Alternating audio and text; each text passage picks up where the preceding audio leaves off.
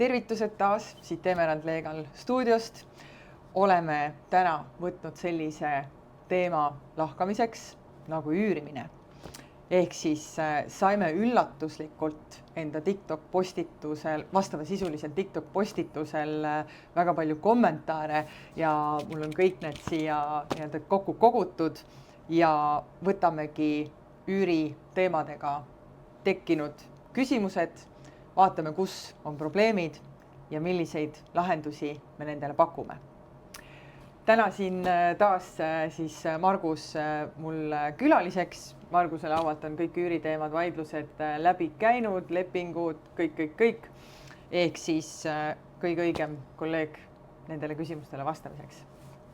Meeldiv.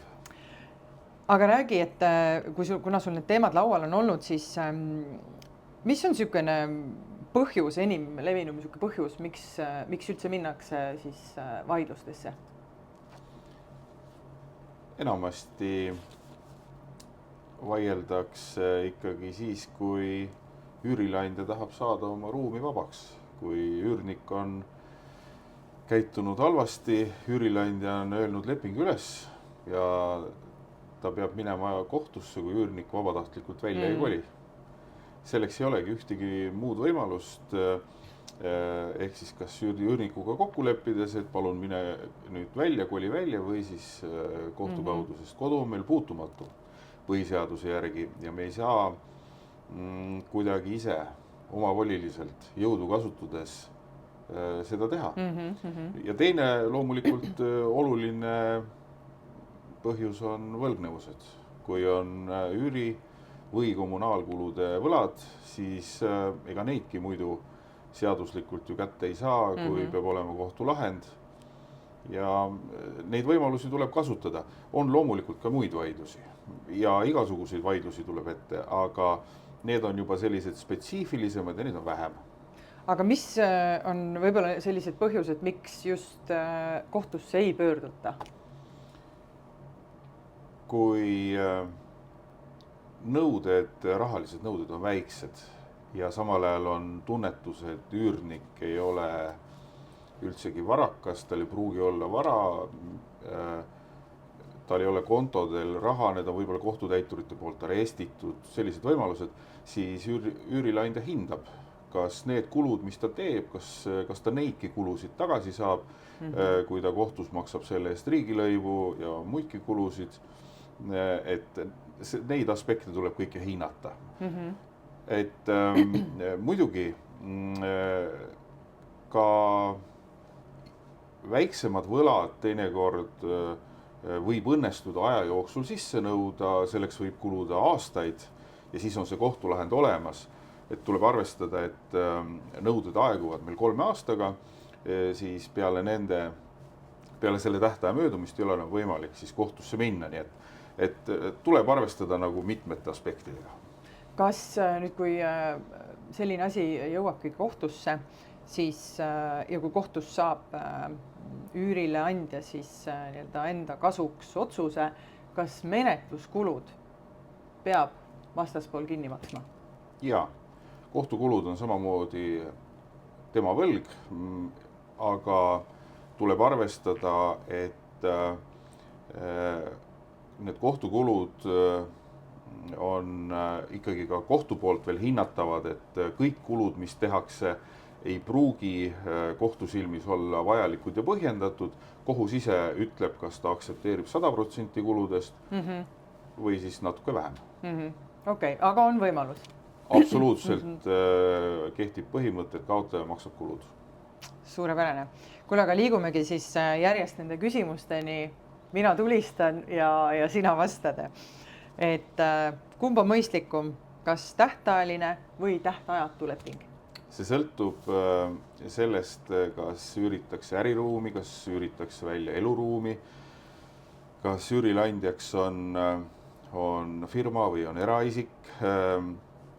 Kui meil on tegemist tavalise eluruumi üürimisega inimeselt inimesele, siis mina soovitan sõlmida tähtajatu lepingu. Sellepärast, et tähtajatu lepingu puhul üürileandja vaatest on võimalik leping üles öelda, kui üürnik käitub kuidagi halvasti, ta näiteks halvendab korteri seisukorda või midagi sellist, siis on võimalik selle lepingu ülesütlemine täiesti probleemivabalt. Kui näiteks üürileandjaks on hoopis firma ja näiteks üüritakse välja bürooruume kuskil büroohoones, siis, või siis näiteks kaubanduspinnad, no igal juhul tähtajaline leping on parem, sest see ikkagi kindlustab rahavoo ja selle üürilepingu puhul tuleb arvestada siis, et enne selle tähtaja lõppemist ei ole võimalik seda lepingut korraliselt üles öelda. Korraliselt tähendab siis seda, et pooled on mõlemad lepingut täitnud, aga lihtsalt ühel hetkel tekib soov, et ma nüüd tahan lepingu lõpetada, siis enne tähtaegselt niisama seda ikkagi teha ei saa. Ja kui näiteks üürnik ütleb 5-aastase lepingu puhul 3 aastat on läbi, tahab välja kolida, siis üürileandja ei ole sellega nõus, ta ei peagi sellega nõus olema ja tegelikult üürnik kõige halvemal juhul peab veel selle 2 aastat siis maksma ikkagi üüri, ta peab sellega arvestama. Ehk siis see tegelikult ju ei kehti ainult äripindade, vaid ka eraisikule üürivahel. Täpselt nii ongi. Et isegi kui üürnik soovib välja kolida, ta ütleb, et ma nüüd ei taha, mind ei huvita see, et on tähtajaline leping, siis ta tegelikult ikkagi elab koos selle rahalise nõudega, isegi kui ta kolib välja ja ta elab mujal. Okei, aga kas saan siis õigesti aru, et tulla välja tähtajalisest lepingust tulebki ikkagi saavutada see kompromiss selle üürnikuga? Üürilandjaga. Ja nii ongi, et ikkagi kompromisslepe peab olema valmidus anda järele ja siis maksta mingit hüvitist ja siis on võimalik. Aga kokkuvõttes, kas tähtajaline või tähtajatu leping, see on selline tunnetuse küsimus ja sõltub siis objektist ja pooltest. Okei. Väga suurt tähelepanu sai meie TikTok kanalis ka tagatisraha teema.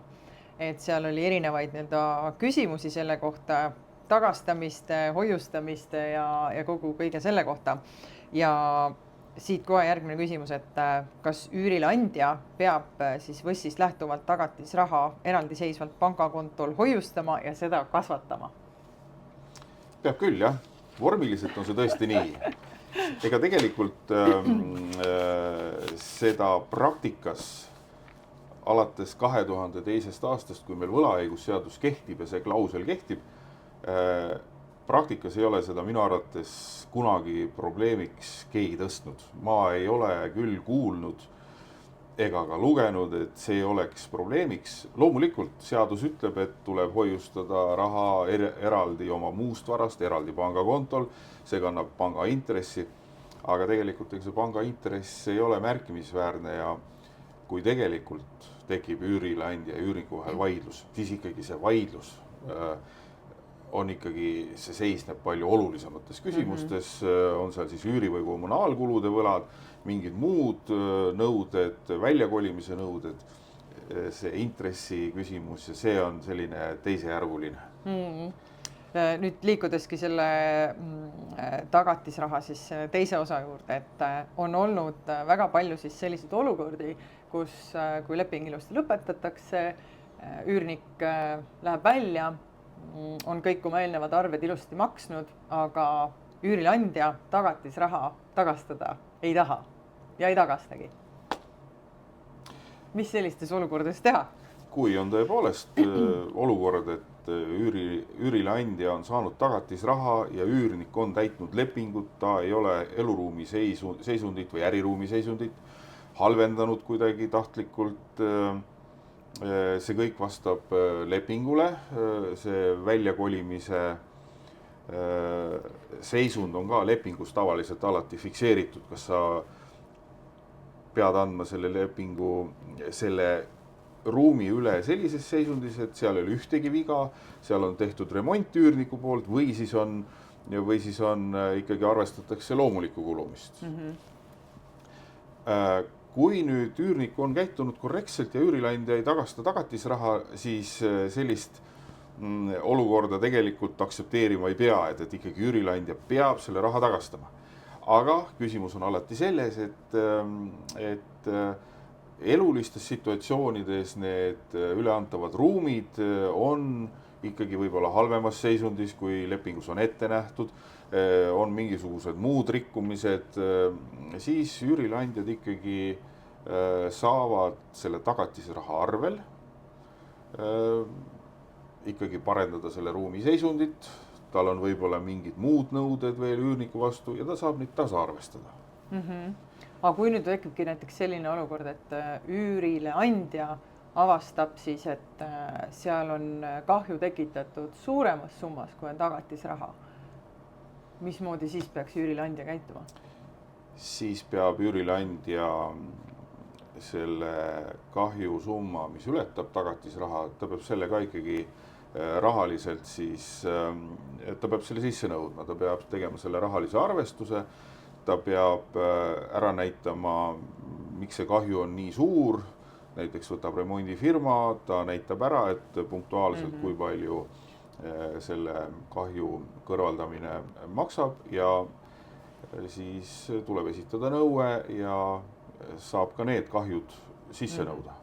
Kui nüüd mõlema näite puhul, kas üürileandja nõuab midagi üürnikult või vastupidi, nõuab üürnik siis oma tagatisraha tagasi ja kui ei olegi võib-olla ka rahalisi ressursse, et advokaadi poole pöörduda, millised on võimalused, et see raha siis kätte saada? Tuleb kasutada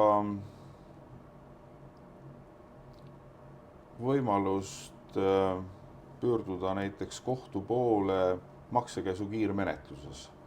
See on üsna selline tabeli vormis nõude esitamine ja see on üsna lihtne ja ka riigilõiv on väiksem kui näiteks hagi esitamisel ja selle maksekäsu kiirmenetluse avalduse esitamisega saab igaüks, ma arvan, hakkama. See võib küll natukene aega võtta, aga sellega saab igaüks hakkama. Teiseks, kui on ikkagi rahaline nõue teise poole vastu, siis tasub maha istuda ja kirjutada korrektne kiri ja nõuda see raha sisse. Advokaadi abi läheb vaja siis, kui ikkagi tekib vaidlus või kui on tarvis esitada kohtusse korrektne hagiavaldus. Sellega ei pruugi küll tavaline inimene hakkama saada.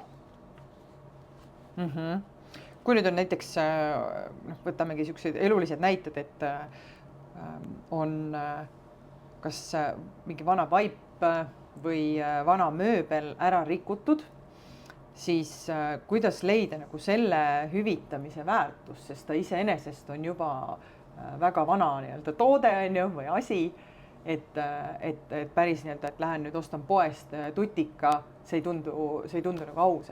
Et kuidas sellisel juhul asju võiks lahendada või selle väärtuse siis hinnata? Tegelikult nende asjade uuendamise kohustust inimesel ei ole. Kui tõepoolest üürileandjal on seal ruumides mingid esemed ja need on tõesti tehtud katki, need on kuidagi tehtud kasutamiskõlbmatuks, vaip ongi jäädavalt määrdunud, siis selles mõttes see kahju on tõesti sissenõutav. Aga see, et nüüd vahepeal vaip ära kulus või tekkisid mingisugused kriimud kuhugile mingitele esemetele, see otseselt ei tähenda seda, et nüüd üürnik peaks ostma siis nüüd uued mingid muusikakeskused või uued vaibad. Minu soovitus tegelikult eelkõige sõltubki või suundub üldse sinna kohta, et lepingu sõlmimisel tuleb teha ruumidest fotod. Siis meil on see algseis fikseeritud ja siis me saame üldse vaadata, milline siis oli nende esemete ja ruumide seisukord aasta või 2 tagasi, kui see anti üürile ja selle järgi siis üldse vaadata, kas see seisund täna on oluliselt halvem või ei ole. Et sellest algab kõik pihta, sest kui me seda ei suuda ära tõendada, siis ei ole ka hiljem võimalik väita tõsikindlalt, et midagi on rikutud. Samamoodi ka on soovituslik alati lepingu sõlmimisel kirjutada mõlemapoolselt alla üleandmise vastuvõtmise akt. Sinna tuleb kirjutada sisse täiesti vabas vormis millised on selle ruumi mingisugused puudused näiteks. Ja siis on tunduvalt lihtsam pärast hakata väitma, et midagi on korrast ära. Ja et juba nii-öelda puudutasidki seda lepingu teemat ka, et kuna ju Mr. Google annab meile ju järjekordselt väga palju erinevaid nii-öelda lepingu põhjasid, siis tegelikult ka üürileping on selline nagu disainleping ikkagi, sest oleneb täiesti sellest, et üürileandja, mis on üürileandja ootused ja soovid, pluss ka, et millist üürnikku ta siis sinna sisse nii-öelda tahab. Aga võib-olla tookski siis välja, et kui tahtagi niisugust head üürilepingut, et millised punktid seal peaks olema. Tõid juba välja, et see üleandmisakt võiks seal kindlasti juures olla, kogu nii-öelda fototõendustega ja asjadega nii üürileandja kui ka tegelikult üürniku poolt, sest on ka olnud ju selliseid näiteid laua peal, kus on pahatahtlikult siis proovitud üürnikule pähe määrida eelmise üürniku mingid vead, aga selleni me jõuame ka, et ühesõnaga lepingu punktid, tähelepanekud, mis peaksid kindlasti olema. Ma arvan, et esimene nõue on üldse see, et tuleb alustada sellest, kes on see üürnik, tuleb tema aadress, tema igasugused kontaktandmed endale saada, siis tuleb tema dokumendist, ID-kaardist või passist teha endale koopia. Tuleb teha kindlaks, kes see isik on. Siis tuleb tema kohta teha seal taustauuringud, kõike seda, et üldse selle lepinguni jõuda, et kas me teame, kas see vastaspool on ta usaldusväärne, kas ta üleüldse täidab seda lepingut. Aga lepingusse tuleks kirja panna kõik need tegelikult kokkulepped, milles on kokkuleppe saavutatud. Ehk siis ei piisa ainult sellest, et võetakse kusagilt internetist või sõbra käest lepingu põhi ja lihtsalt see suvaliselt allkirjastatakse. Sellest ei piisa. Tegelikult seal lepingus ikkagi peaksid olema kõik kokkulepped, milles tegelikult see kokkulepe on saavutatud.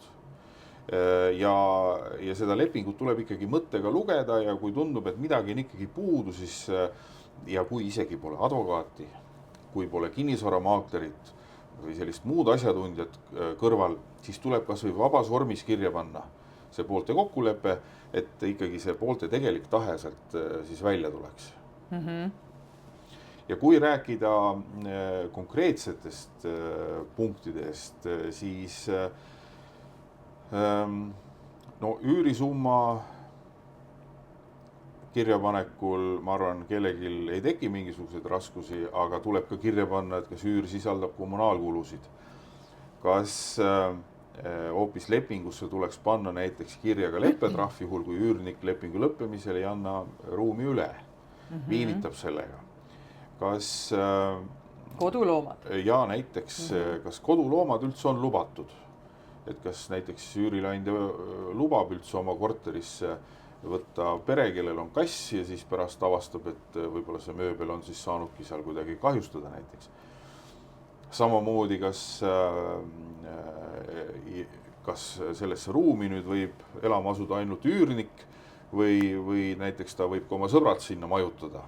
Et ka see kõik tuleb ikkagi lepingus kokku leppida, et näiteks see välistada, kui see on vajalik. Ja see kõik sõltub, mida lepingusse panna, see sõltub ka nüüd sellest, et kas see objekt on korter, kas see on maja, millised on üürniku kohustused, kas ta näiteks maja üüritakse välja, kas ta näiteks talvel peab ikkagi maja ees lund ajama, kas ta sügisel näiteks peab puulehed näiteks ära koristama, et ütleme naabritele need ei lendleks sinna ja korteri puhul selliseid muresid tihti ei ole. Nii et neid sätted on ühe teistsuguseid, aga üürileandja kindlasti peaks arvestama ka sellega, et ta ei tohi eluruumi üürniku kahjuks ikkagi lepingusse panna igasuguseid sätteid, mis pähe tulevad. Vaid seadus ütleb, et eluruumi üürnike kahjuks ei tohi panna lepingusse neid klausleid, mis on halvemad, kui seadus lubab. ja see on ebamõistlik. Ja näiteks, et lepitakse kokku kõikvõimalikel juhtudel mingisugustes leppetrahvides, et kas see võib osutuda ühel hetkel lihtsalt ebaseaduslikuks, no mis tähendab, et see säte lihtsalt ei kehti. Ega see lepingut muidugi kehtetuks ei muuda. Mul endal, kusjuures praegu tuli meelde ja on isiklikest teemadest nagu eelnevalt läbi käinud, et kas remondifondi tasu peaks maksma üürnik või ikkagi üürileandja? See sõltub üürilepingu kokkuleppest. Aga selle saab siis nii-öelda lepinguga panna? Ja selle saab lepingus kokku leppida, et see on üürniku kulu. Ja tegelikult alati, kui pöördub üürileandja või üürnik advokaadi poole, siis tegelikult advokaadi esimene küsimus on see, et kas teil kirjalik leping on. Ja tegelikult igasugune selline nõustamine algab alati lepingust, sellepärast et lepingus on just need olulised küsimused seal kuidagi juba kokku lepitud ja reguleeritud. Ilma selleta ei saa. Ja see sõltub puhtalt lepingust ka muudes küsimustes, et seda tuleb enne lugeda. Kui ma nüüd piltlikult öeldes tahan oma korteri välja üürida, teen selle taustakontrolli ära ja olen justkui nagu leidnud sellise hea üürniku. Kas ma saan oma lepingusse sisse panna ka sellise punkti või klausli, et kui sellised sanitaarruumid, duširuum, WC, tegelikult ka köök, kus siis vesi jookseb, mis tekitab väga tihti sellist tugevat katlakivi, mida hiljem on eemaldada väga keeruline. Et kas ma saan lepingusse panna väga konkreetselt kirja, et kui need ei ole regulaarselt puhastatud, on need hiljem sellise kahjustusega, mida ei anna lihtsalt puhastusvahenditega enam taastada, et siis tuleb see asi siis üürnikul kinni maksta? Väike koristamine on alati üürniku kohustus. Väike koristamine selles mõttes, et nii nagu me igapäevaselt koristame oma eluruume, siis me samamoodi saame seda eeldada üürnikult. Kui on ikkagi jutt sellest duširuumist, siis loomulikult ta peab ikkagi seda siis puhastama ja ei saa nii olla, et näiteks ta üleüldse ei korista ega puhasta ja siis näiteks poole aasta pärast näeb see kõik seal väga õudne välja. See on täiesti välistatud. Samamoodi saab üürnikule panna kohustuse näiteks, kui ta kasutab mingisugust konkreetset tehnikat ja saab öelda, et sa tohid seda tehnikat kasutada alles siis ja ainult siis, kui sa seda siis hooldad, näiteks espresso kohvimasin. Et vastasel juhul lihtsalt ei lubata seda kasutada ja seda saab nagu niimoodi reguleerida. Okei, väga, ühesõnaga see teema on nüüd suhteliselt selge, et üürilepingus kõik võimalikud detailid ikkagist välja tuua, oma ootused kommunikeerida, pildid kindlasti mõlema poole pealt ikkagist teha ja ära siis kaardistadagi täpne seis, et mis on lubatud, mis mitte ja millised siis kõik muud tingimused on. Palju on ka probleeme olnud tegelikult, mis on ka meediast läbi käinud, et võtad endale üürniku, üürnik lagastab sul korteri täielikult ära, sa ei käi seal igakuiselt nagu koha peal ka ja siis, kui lõpetatakse see üürileping ära, inimene haihtub ja sul tegelikult ei olegi sellelt inimeselt nagu midagi võimalik tagasi saada, et mida siis üldse teha? Minu soovitus kõikidele üürileandjatele on ikkagi see, et regulaarselt külastada seda üürnikku. Ma ei mõtle siin, et iga nädal peaks käima, aga ma mõtlen seda, et 3-4 kuu tagant tasuks ikkagi teha väike visiit. Lepid üürnikuga kokku ja lihtsalt laupäeva hommikul korra pool tundi lihtsalt räägid üürnikuga seal juttu ja vaatad seda korterit. Kas see peaks ka lepingus olema? See peab olema kindlasti lepingus sees, et üürileandjal on õigus tulla neid ruume vahepeal üle vaatama ja sinna sisse loomulikult pannakse ka see klausel, et üürnikuga kokkuleppel, aga ikkagi, et see peab olema ikkagi üürniku poolt võimaldatud ja see on ikkagi selge soovitus.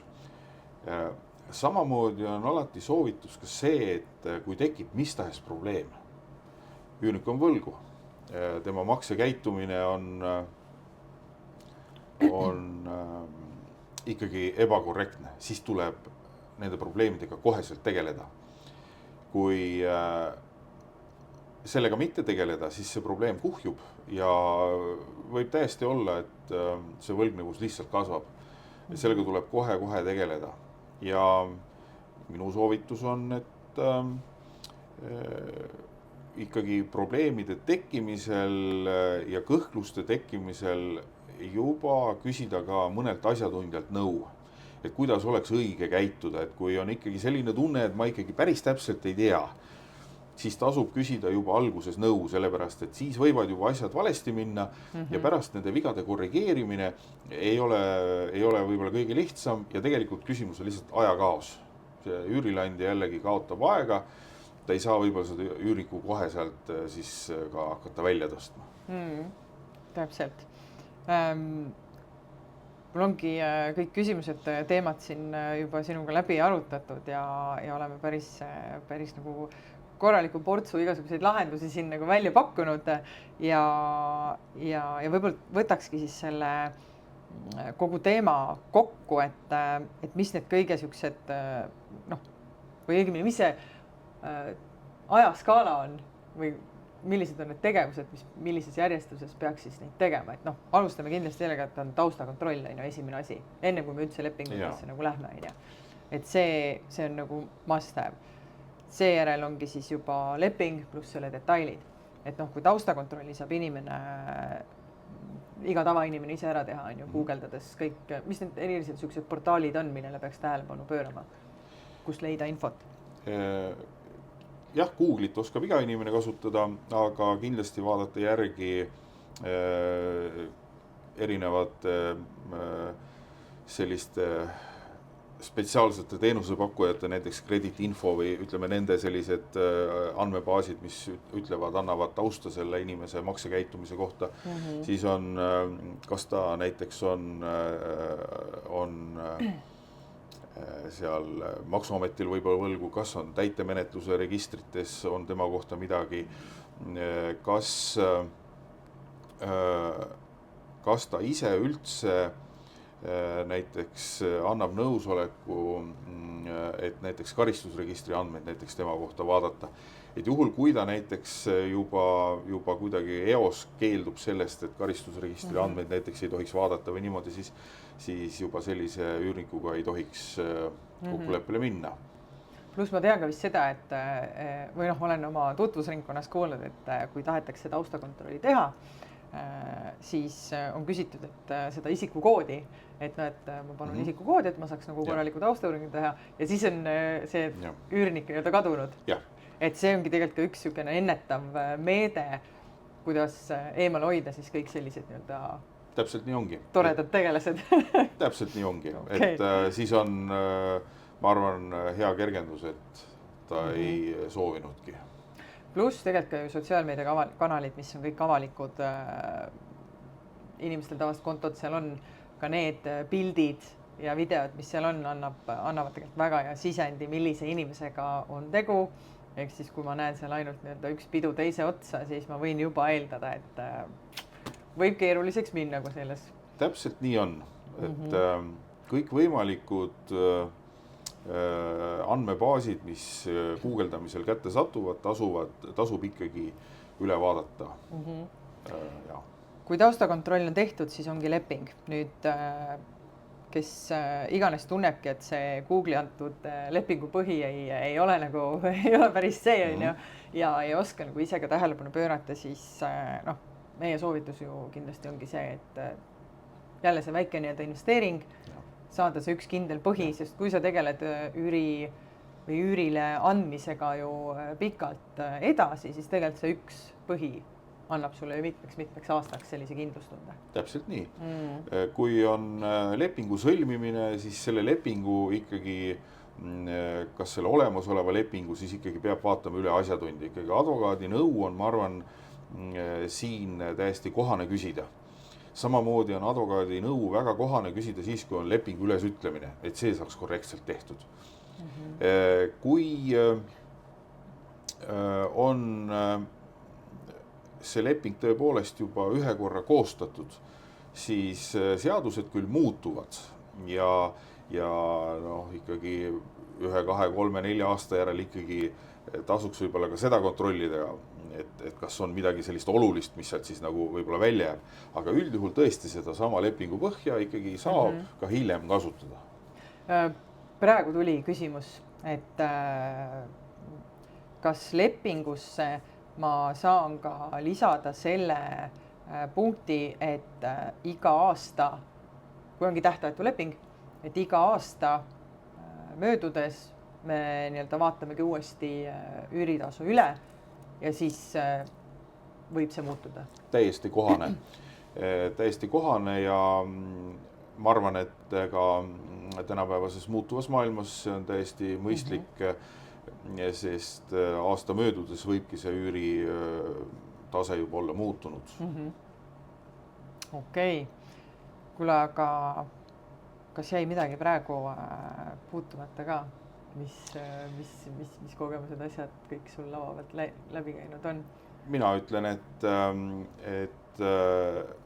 kõige sagedasemad probleemid ongi ikkagi lepingu sõlmimisel ja lepingu ülesütlemisel.